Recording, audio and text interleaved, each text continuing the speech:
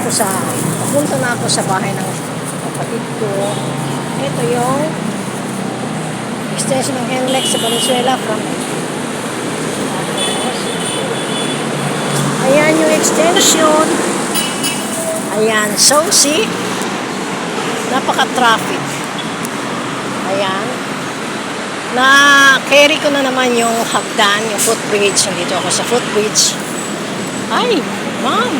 Ay, ganda. Ayan. Baba tayo sa hagdan. Ito yung inakyat ko kanina. Carry pa naman. Kaysa mamasahe ako, magbayad ako 11 pesos. Ang dali na pagkilakad. Eh, pag inabot ka ng traffic, nga. Eto, wala pang 5 minutes sa talakad ko. Nagla-live pa. O, di ba? Yan. Punta lang ako sa kapatid ko. Yan.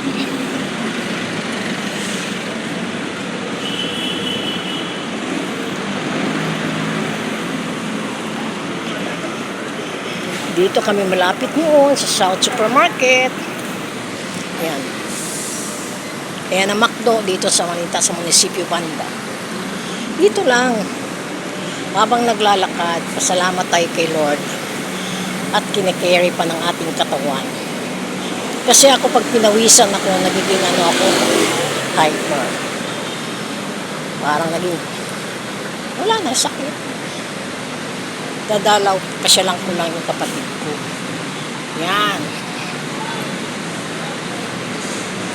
Yan, maraming estudyante. Itong McDo, mga estudyante, daming nakain. Kasi it's time for break time na nila, lunch time ng mga estudyante.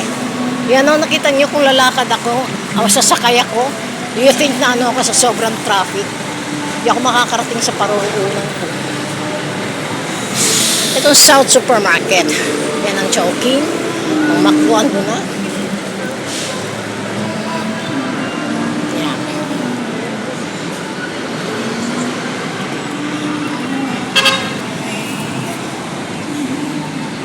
Yan ang People's Park, Valenzuela People's Park. Yan. Ay. Tapos ayan ang South Supermarket.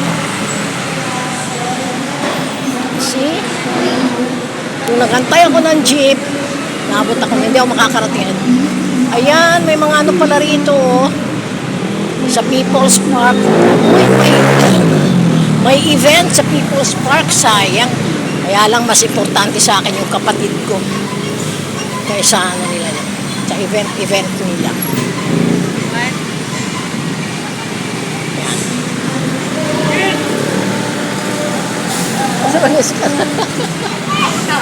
Pumunta ako kay Jan sa kapatid ko. Sa kapatid ko. Ito? Say hi. Pagalitan tayo.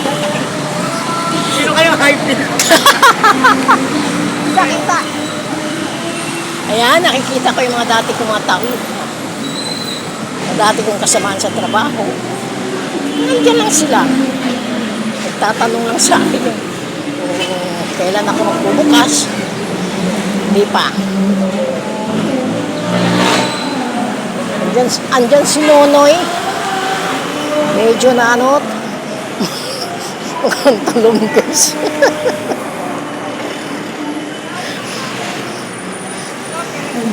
Yan ang kaibigan ko, mukhang palaging nalulugi. Ito yung kaibigan ko na pasyalan ng kuya nyo na palaging nalulugi. Kaibigan! Naka-live ako. Kay Jan. Out muna ako. Out muna ako ha. Ayan. Say hi muna.